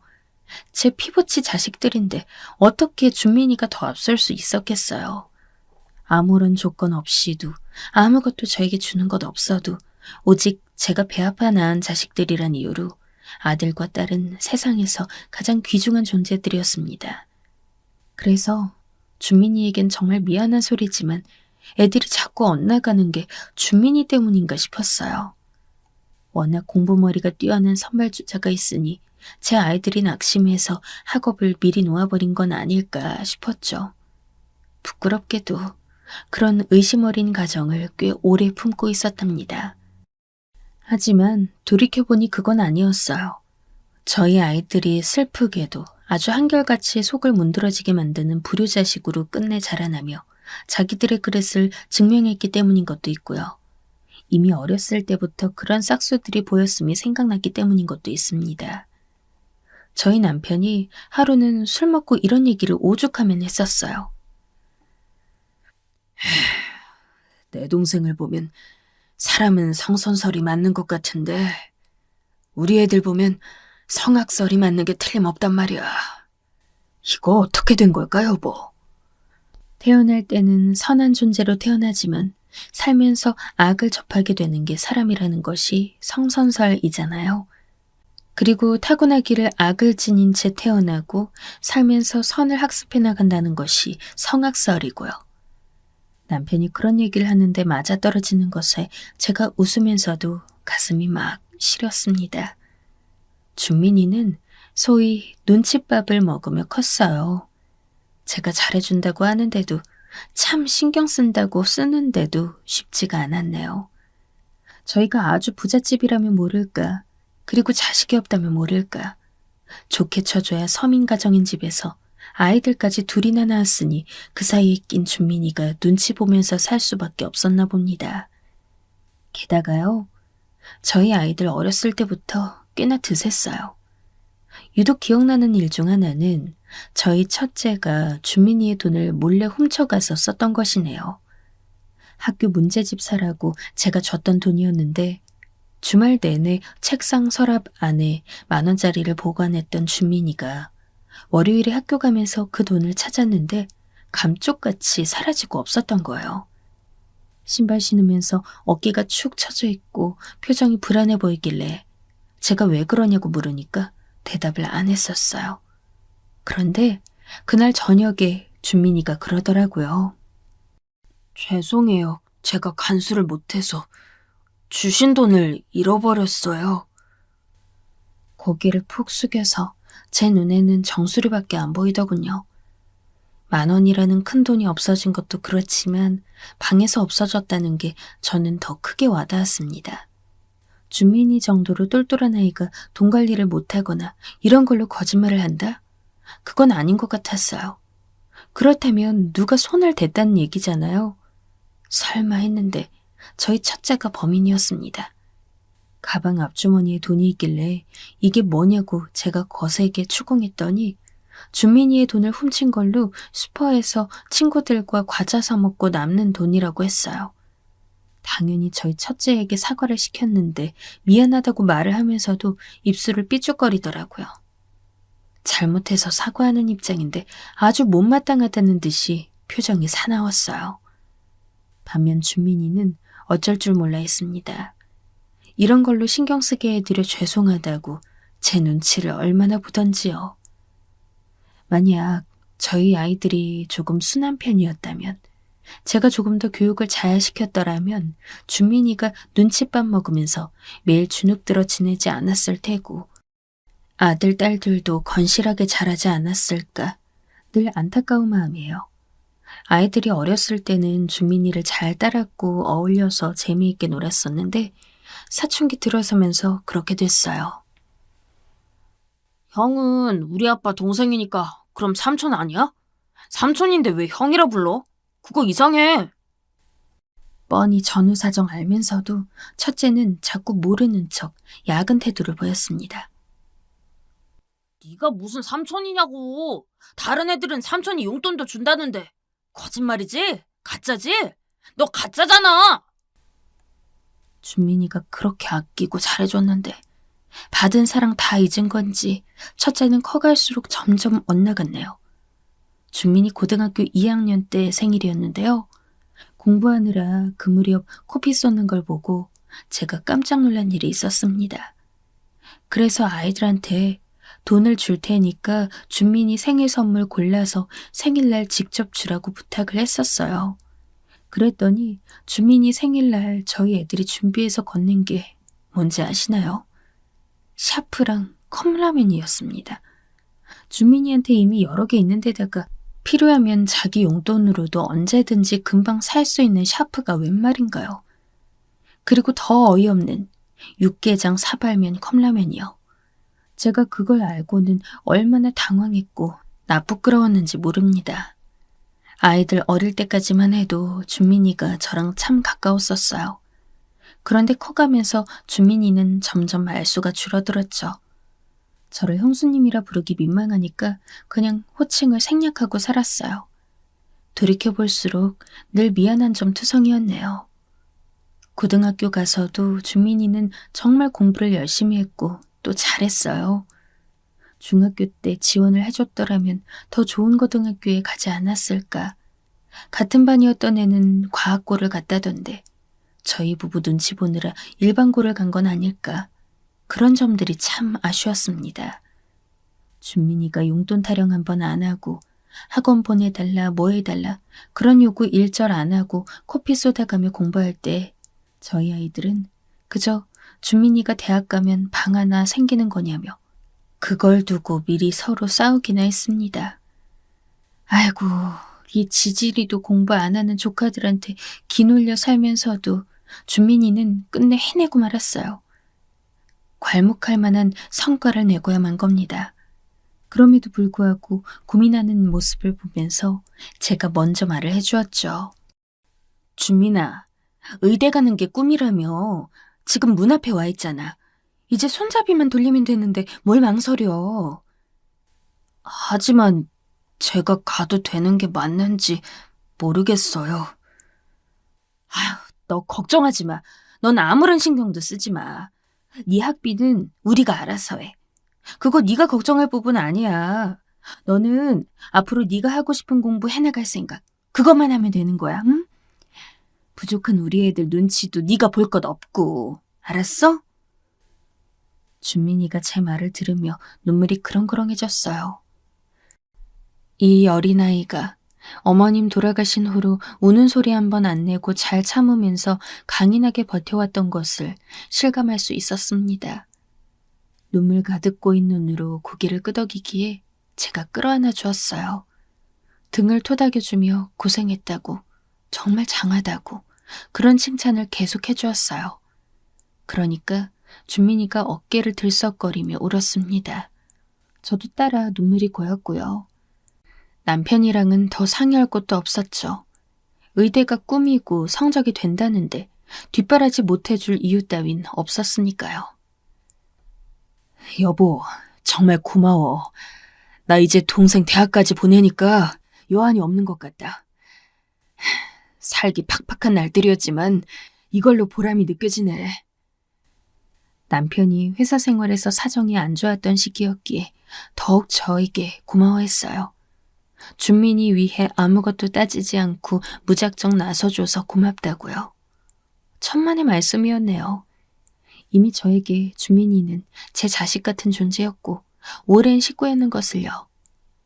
준민이의 의대 진학 소식에 친정집도 한바탕 난리였어요. 전혀 몰랐는데 걔가 어떻게 그 정도로 천재였냐면서 이러다 집안에 의사 생기는 거 아니냐고 전부 호들갑 떨고 난리법석이었어요. 준민이는 의대에 들어갔지만 그것은 긴 수련 과정의 단지 시작점일 뿐이었습니다. 의사가 되려면 그토록 인고의 세월을 버텨야 한다는 걸 주민이 덕분에 처음 알게 됐죠. 돈이 만만치 않게 들어간다는 것도요. 회사를 나온 남편은 그 돈으로 치킨집을 차렸습니다. 신규 브랜드 체인점이었고 번듯한 홀도 있는 매장이었어요. 나름 크게 차렸는데 그게 잘 안 됐습니다. 너무 치킨집이 과하게 몰린 상권이었던 게 패착이었는지 어쨌는지 지금도 잘 모르겠네요. 이렇게 장사 초보니까 대인 것이겠죠. 불행 중 다행은 망한 것을 금방 깨닫고 오래 끌어안기보다는 금방 접었다는 겁니다. 그나마 손해액이 불어나는 것을 줄일 수 있었네요. 저희 아이들 모두 성인 됐을 때 저는 마트 일을 다니기 시작했어요. 남편은 저보다 한 발 앞서 친구가 공장 운영을 하고 있어서 거기서 일하기 시작했고요. 저희 아들, 딸 모두 아무도 알아주지 않는 대학교에 들어갔는데요. 그까짓 곳들도 비용이 어마어마하게 들어갔습니다. 이미 빚만 쌓여있는 저희 집 사정이었으니 아이들 학업 중단시키지 않으려면 저희 부부가 뭐라도 해서 돈을 벌어야 했죠. 그래서 저희 아이들이 그까지 대학이라도 열심히 다녔냐 하면 그것도 아니었습니다. 정말 미치고 팔짝 뛰겠어요. 어쩜 그렇게 둘 다 똑같았을까 싶네요. 허구한 날 술 퍼마시고 놀러 다녔습니다. 아들은 그놈의 게임, 친구, 술. 딸은 허리라도 숙일까봐 무서운 똥꼬치마 차림으로 놀러 다녔고요. 너는 그런 것도 옷이라고 입고 다녀? 대체 누구 보여주려고 자꾸 옷 같지도 않은 걸 입고 싸돌아다녀? 엄마, 제발 간섭 좀 그만. 그냥 자기 만족으로 입고 다니는 거야. 왜? 그러면 안 돼? 진짜 짜증나. 차라리 알바라도 열심히들 해볼 것이지. 사춘기 무렵부터 지 부모 속을 그렇게나 썩이더니 커서도 아이들은 똑같았습니다. 힘들게 일하고 있던 남편, 많이 열받아서 딸한테 엄포를 놨었죠. 너 정신 안 차려? 다 큰 여자애가 무슨 추태를 그렇게 부리고 다녀. 꼬라지가 맨날 그게 뭐야? 그리고 너, 한 번만 더 무단으로 외박하기만 해봐. 무조건 집에서 쫓아낼 거니까 그렇게 알아. 남편한테 날 잡아서 크게 혼난 딸. 조금 정신 차리나 싶었습니다. 그랬더니 나중에 보니까 택시비로 한 달에 50만 원을 넘게 썼더군요. 이거 뭐냐고 물었더니 외박 안 하려고 친구들이랑 놀다가 늦은 시간마다 택시 타고 돌아왔다는 대답. 너무 기막혔어요. 저희는 돈 버느라 너무나도 힘이 드는데 도대체가 인생을 진지하게 살아보려는 신용조차 안 하는 저희 아이들을 보면서 남편과 눈물겹게 대화를 나눴습니다. 남편도 내심 생각한 적은 있었대요. 모범생 주민이랑 같이 키워서 패배감을 느낀 아이들이 엇나간 건 아닐는지 했었다고요. 그런데 다 지나고 보니 전혀 아닌 것 같다고 했고 저도 동의했습니다. 저희의 잘못된 자식 교육과 더불어 타고난 성향들도 그랬나 봐요. 왜냐하면 저희 작은 오빠네 둘째 딸도 장난 아니거든요. 아무 문제 없이 잘 키워졌는데도 그럽니다. 거기는 진짜 어디 TV나 영화에 쓰라고 소재로 제보해도 되는 딸이에요. 물론 장르는 막장이죠. 이토록 머리 싸매고 몸 힘들게 일하면서 저희는 그나마 돈 쓰는 보람을 준민이에게서 찾았습니다. 준민이는 그 어려운 공부를 하면서도 한 번의 뒤처짐 없이 앞으로 나아갔어요. 학교 공부할 적에 제가 보니까 너무 힘들어 보여서 얼른 병원에 들어가길, 빨리 그 인턴인지 뭔지가 돼서 병원 생활을 할 수 있게 되길 기도했어요. 준민이가 공부에 치여서 힘들어하는 게 너무 안쓰러웠거든요. 계절마다 보양식 먹이면서 성의껏 돌봐줬지만 매번 힘들어 보이는 건 마찬가지였죠. 그리고 세월이 흘러 드디어 준민이가 병원에 들어가서 일하게 되었습니다. 준민이보다 제가 더 떨었을 거예요. 이제 꽃길만 걷는 준민이를 볼 수 있겠구나 싶었는데 이게 웬걸요. 아니, 병원에서 일하면서 애가 더 퀭해진 거예요. 너 얼굴이 이게 뭐야? 어제도 잠 못 잤다더니 불면증이라도 있는 거야? 그게 아니라 잘 시간 자체가 부족해서요. 멋쩍게 대답하는 것에 전 경악하고 말았어요. 와, 이거 의사라는 거 아무나 되는 게 아니라는 걸 그때 다시 처절하게 체감했네요. 준민이가 인턴으로 있을 때 저는 식자재 마트에서 일하고 있었는데요. 창고에 재고가 많이 남는 품목들은 저희 직원들이 일하면서 간식으로 먹거나 허락하에 가져가기도 했었어요. 준민이가 좋아하는 것이나 이거 갖다 주면 잘 먹겠다 싶은 게 있으면 제가 얼른 챙겨놨습니다. 때마다 주민이 자취하는 원룸에 가서 먹을 것 채워놓고 나오는 길에 집 청소 슬쩍 해주고 그랬었죠. 그런데 하루는 원룸에 들어갔더니 작은 상자 2개가 가운데 놓여있고 포스트잇이 붙어 있었습니다. 병원에서 누가 유럽 여행 다녀오면서 돌린 초콜릿인데 고급인 것 같아서 받아뒀다고. 그리고 하나는 병원 근처에 유명한 가게가 생겼길래 자기가 가서 매일 한정으로만 파는 구움 과자 세트를 산 것이라고 했습니다. 그러면서 준민이가 적은 내용, 저희 아이들한테 갖다 주라는 거예요. 아들, 딸 모두 어렸을 때부터 유난스레 주전부리를 좋아하긴 했었거든요. 그 바람에 준민이는 늘 아이들에게 양보하는 모습을 보여왔었죠.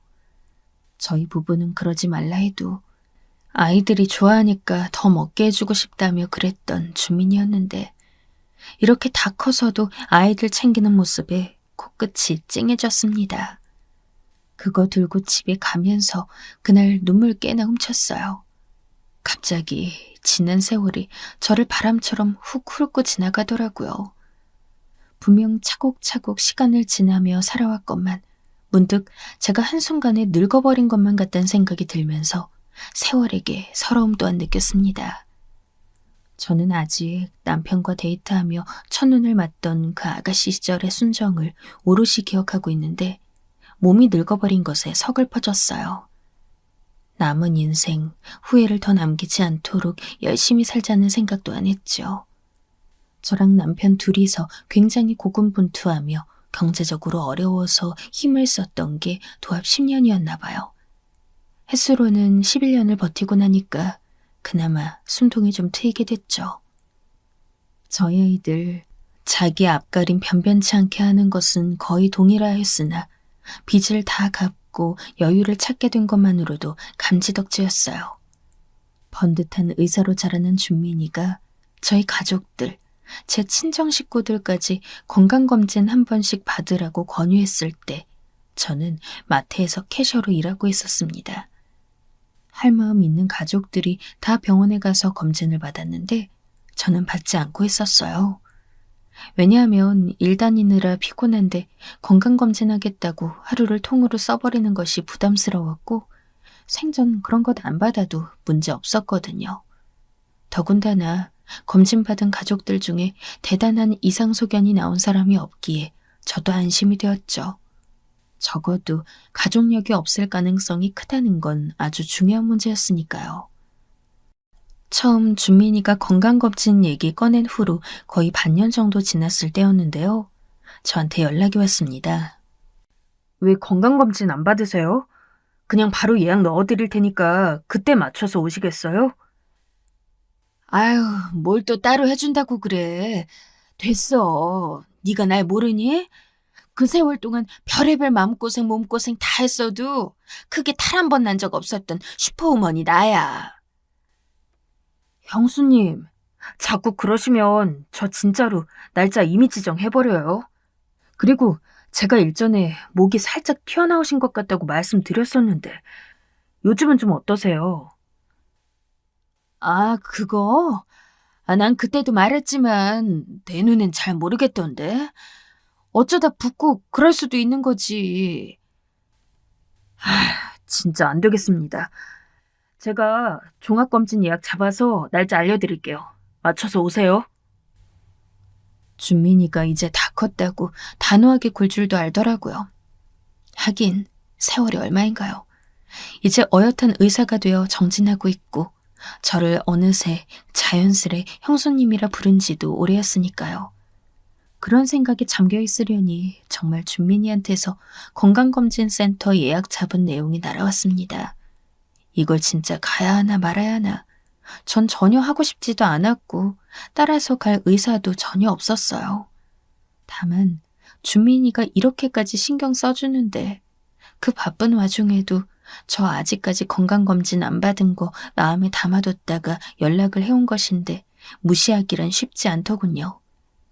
일반 종합검진을 따로 신청해서 받으려면 금액이 엄청나다는 것을 알게 되자 더욱이 거절할 수 없어 검진 날짜에 맞춰서 병원을 가게 되었습니다. 무심하게 간 것인데 막상 설문조사에다가 심전도 검사에 피를 왕창 뽑히니까 점차 긴장이 되더군요. 부인과 검사에서 시간이 오래 걸리는 것에 설마 이상이 있는 건 아니겠지. 살짝 불안감도 느꼈어요. 제가 이런 것까진 안 해도 된다고 주민이한테 분명 그랬는데 위내시경 검사 코스까지 있었어요. 수면으로 진행한다고 해도 누우니까 갑자기 두려워졌는데 잠드는 게 놀라울 만큼 순식간이었어요. 어라? 하고 눈을 뜨니 이미 다 끝나 있더라고요. 정신이 몽롱해서 어질어질하게 있다가 위내시경 결과를 간단히 우선 통보받는다 해서 설명 들으러 갔는데 의사의 표정이 대번에 좋지 않은 것이 보였습니다. 내시경 결과 이상한 게 발견되었다고 조직검사 진행해보자는 얘기에 심장이 정말 쿵 하고 떨어졌어요. 이게 도대체 무슨 일인지 갑작스러운 상황에 놀라움과 걱정이 앞서서 남편에게 차마 말을 바로 하지 못했습니다. 그리고 얼마 후 병원에서 연락이 왔는데 위암으로 진단되었다는 소식이었죠. 하늘이 노래졌어요. 어느 정도로 심각한지 몇 기인지 그런 건 유선상으로 알려주지 않더군요. 우선 남편이랑 아이들에게 이런 결과가 나왔다고 알려주었습니다. 다들 깜짝 놀라서 난리도 아니었죠. 이런 건강 이상은 생각도 못했던지라 도무지 마음이 진정이 안 되고 있는데 준민이가 연락을 해왔습니다. 형수님, 제가 외과에 연락해서 가장 빠른 날짜로 예약 바꿔놨고요. 너무 걱정 마시고 오시면 될 것 같아요. 오시는 날 제가 시간 맞출 테니까 상담 같이 들어요. 불안함이 일부 해소되는 천군만마와도 같은 준민이의 말이었어요. 나에게 왜 이런 일이 일어났는가 하는 원망과 비관에서 지금이라도 알게 되어 다행이라는 긍정적인 희망으로 생각이 바뀌게 되었죠. 귀찮다고 필요 없다고 밀어내는데도 저한테 억지로 종합건강검진 받도록 시킨 준민이에게 정말 고마웠어요. 일확천금을 얻는다고 해도 건강이 따라주지 않으면 그게 다 무슨 소용인가요? 건강이 제일인데 제가 그것을 지킬 수 있도록 준민이가 저에게 기회를 준 셈이었습니다. 그리고 단지 위암 발견에만 그치지 않고 준민이는 정말 놀라운 것을 저에게 베풀어 주었는데 제 병실이 엄청나게 큰 거예요. 저는 어디 TV 속 드라마에서나 봤던 병실이 존재한다는 것에 또 그런 곳에 제가 들어와 있다는 것에 실감이 나지 않았습니다. 네가 무슨 빽이 있어서 이런 병실을... 이거 다 돈 아니니? 형수님이 제 은인이시고 제 엄마 같은 분인데 제가 그럼 이 정도도 못 해드려요? 아무렇지 않게 준민이가 대꾸하는 것에 저는 말문이 막히며 속으로 감동이 밀려왔어요. 수술이 너무나 두려웠지만 저에게는 가족이 있기에 이겨낼 수 있는 과정이었습니다. 저는 제가 암이라는 것과 전혀 상관없는 사람이라 생각하고 지냈기 때문에 문외한이었습니다만 수술이 다 끝나고 나서야 암의 진행 정도를 정확히 전달받을 수 있는 것이더라고요. 저의 경우에는 2기 초라고 했습니다. 조기도 1기도 아닌 2기였다니. 제가 무심코 놓쳤을 신호들이 위암 증상이었다고 생각하니까 소름이 돋았습니다. 우리 엄마 살려줘서 고맙다고 저희 둘째가 주민이에게 그런 인사를 하면서 눈물을 훔쳤어요. 그 모습을 보면서 느껴지는 바도 많았습니다.